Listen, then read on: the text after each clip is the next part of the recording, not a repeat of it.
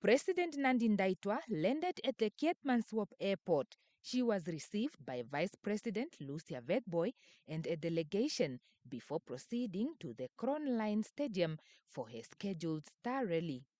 The president said Namibia's presence at the summit was significant for the country. I think Namibians know that Namibia is not a member of the G20, and we were invited by President Ramaphosa as the chair of the G20 that prepared the meeting that's concluding today, which is really an honor because one thing we have really to thank the South Africans that during their chairmanship for the G20, they made sure that Africa is part of the agenda of the G20. And a grouping of countries who were considered to be having influence in financial institutions or in funding the multilateral programs.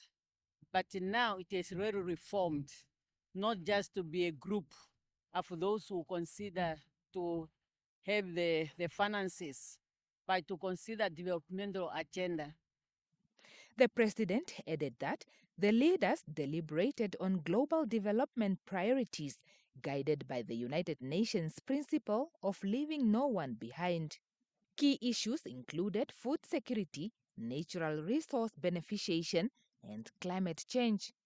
What is really also significant is that the leaders' declaration that was adopted.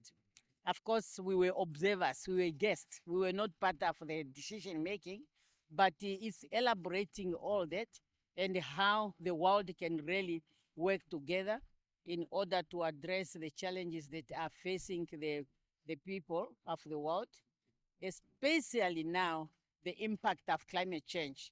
And there's a strong call for developed countries to comply with the Paris Agreement, which is asking the developed countries who are the big emitters to make money available to enable countries like Namibia to meet our commitments to climate change, because 90% has to be funded from developed country for adaptation